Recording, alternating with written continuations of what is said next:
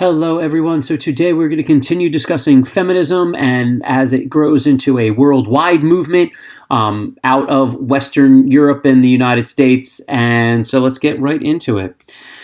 Okay, so again, the key thing here is that more and more people are starting to discuss women, if you will, and really trying again to expose the issue that's out there. Another European, again, I'm going to talk about spreading outside of Europe, but another European who was really big in this was Henrik Ibsen when he released his play A Doll's House. And the reason why this was important is this was a play in which the heroine, Nora, finds herself in a loveless and pretty terrible and oppressive marriage, and she actually makes the decision to leave her husband and children. And she's tortured in doing it and stuff like that. And a lot of people looked at this as like, well, that's not right because, a woman shouldn't do this. But the way that Ibsen was able to write it and really was able to expose these issues and how hard life was for women and what made everything so difficult. You also have some movements, I have here socialism, Marxism, along with maternal feminism that again start to push women more into the front. A lot of socialist and Marxist movements, which would be worldwide movements, they start in Europe but would absolutely move to Latin America, will be involved in Africa and Asia as well. And the idea behind both socialism and Marxism is developing these equal societies, okay? And that a lot of the platforms of these groups, wherever they're started to grow, whether, again, that be in Europe or even, there'd be a big one in Latin America, you get this idea that women need to be treated equally. Like, that it doesn't work. We can't have a society in which one group, which is actually the majority of the population, is oppressed. It's not going to work. And then many women will also address this as mothers. And we'll see this. Actually, one of the women I'm going to talk about in a moment was a mother of two. And this idea that, yes, there is nothing wrong with women raising children, and they're vital to raise children. But because their job, quote unquote, is to raise children, they need to be involved in civil and political life. They need to have equal rights. They need to have an education, because if you don't have an education, how are you supposed to raise a child? Like that whole idea. And it really starts to pick up and kind of spread all across the world. And one of the places we're going to see this at is in Brazil. Brazil would actually have, as early as the 1850s, have some feminist newspapers that start to address issues for women. But the one woman who really gets everything going is Nícia Floresta Brasileira Augusta, I hope. She's known as the first Brazilian feminist, and a very interesting life. She actually, that age-old arranged marriage. Her initial marriage was arranged when she was 13 years old. Don't know a ton about it, but we do know that eventually her family relented and the marriage was annulled. Although shortly after her marriage was annulled, she returned home and her father was actually assassinated by a local politician, like crazy. So that was very scarring after she returned home. But eventually, because of the way the patriarchal system was set up, she kind of had to get married, and she does. And she gets married, and she has two children, and for the most part is living that kind of standard life as would be assigned her at that time. But then a tragedy happens, and her husband dies shortly after her second child is born. And she doesn't have a father. And so she's in a position that's not enviable at that time. And so in order to change it, she gets a job. And she actually gets a job teaching. And it works really, really well. And she sees this education as an opportunity for her to make a change. And one of the big things she does, and one of her longest lasting legacies in Brazil today, was the foundation of schools for girls, and making sure that girls got educated to give them a greater opportunity. And she actually opens that in the city of Rio. She is eventually able to take a trip over to Europe, and that is going to be tremendously influential on her because she sees what a lot of the women over there were doing. She reads Wollstonecraft, and she kind of discovers what her purpose is going to be. And she returns to Brazil, and she is going to be a writer. Some of her earliest writings are actually in 1832, which predate her trip to Europe, but it's after her trip to Europe in the early 1840s that she really gets going. And her most well-known work, and I'm not going to try to pronounce it because it's Portuguese and it's terrible. If I translate it, this work is known as Women's Rights and the Injustices of Men, and basically was an examination of how women were oppressed within Brazilian society.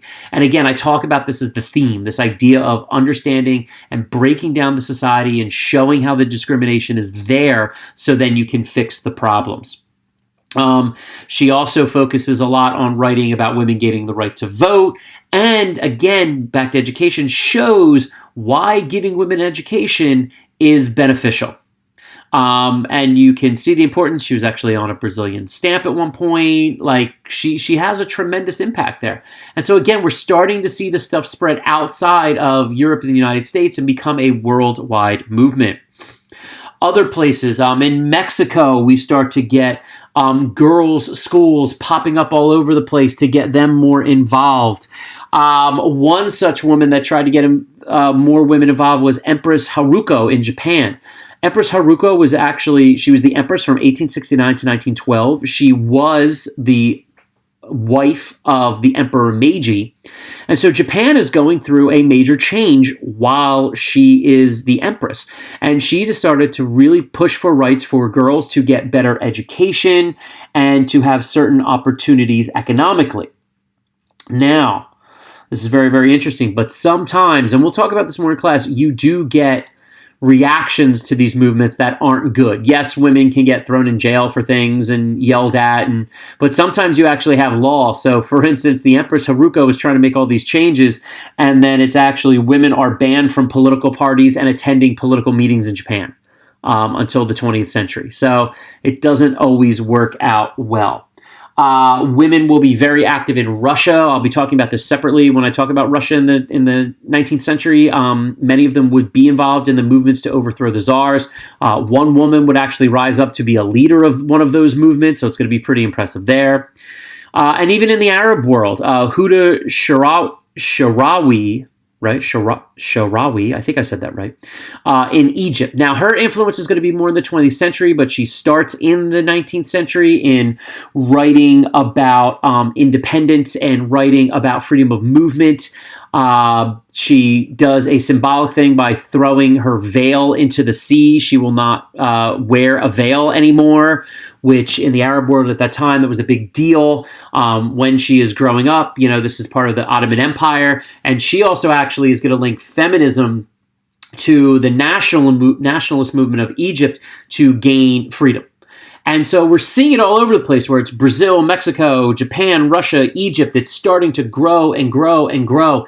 And this idea, I have their modernists in quotes. This is a modern movement. We're trying to move to a modern world. And so the idea is that equality is what this modern world should be all about.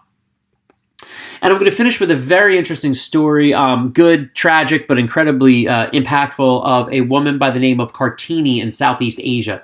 Southeast Asia was a place that saw some of the most intense discrimination against women during this particular time. She was born in Southeast Asia, particularly on the island of Java in 1879. Her family was fairly well-to-do. They were aristocratic. And so she actually did get to go to school.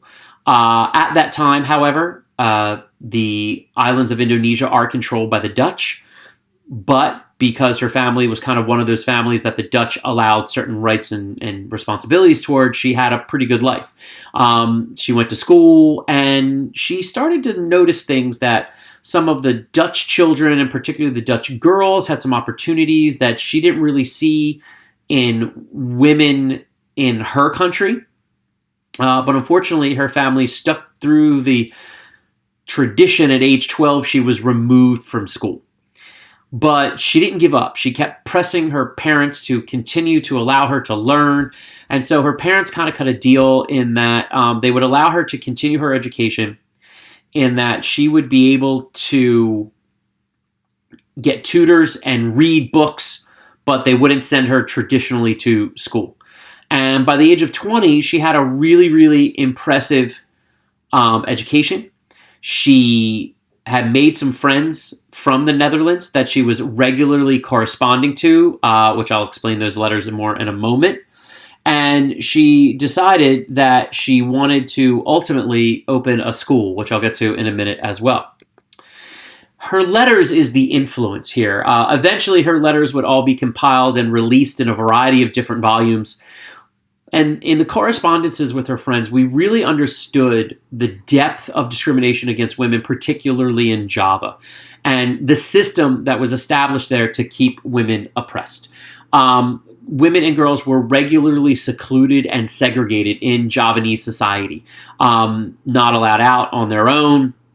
Parts of their homes are secluded, veiling, really, really intense separation here. Strictly arranged marriages. Women do not have the opportunity to pick any type of, or men for that matter, but everything is arranged. But it was much more intensive for the women. She, in one of her letters, she relays a story of basically part of the marriage ceremony was bowing before the husband and kissing his feet as the symbolic view of subservience to him. And that's pretty darn intense when you see that. And it was something that people just were not aware of what was going on. She also talks about a lot of the racism, the European and the Dutch racism toward the Javanese and why that was bad and the things that were going on there. And again, constantly expressing this goal of trying to start a school for girls that can give girls an opportunity to perhaps live on their own and make a positive change. Her family, though, eventually would basically put an end to all of that, and they will arrange for her to be married. However, she is going to break the mold of this almost immediately. She is able to arrange a meeting with her betrothed husband and actually exacts a promise out of him that he would not interfere with her in trying to create a school for girls. And it seemed like she was going to get that opportunity. Unfortunately and tragically, she died giving birth to her first child just at the age of 25. However, her legacy is remarkable. Her letters were eventually released to the public, and she becomes this influence for feminism in Southeast Asia, not just in Indonesia, but all over the place. And after gaining independence, one of the big things that would be done in Indonesia would be the creation of Kartini schools, specifically schools for girls, so that they could get a greater education and have greater opportunities in life. And so what we see is now feminism has become a worldwide movement. This idea of women getting these opportunities, whether it would be for voting or for equal rights, are moving and moving. And again, as I mentioned in my last video, we will start to see some of the successes of that in the 20th century. Okay, so hopefully we enjoyed this short little kind of two-part series, and I'll talk to you guys soon.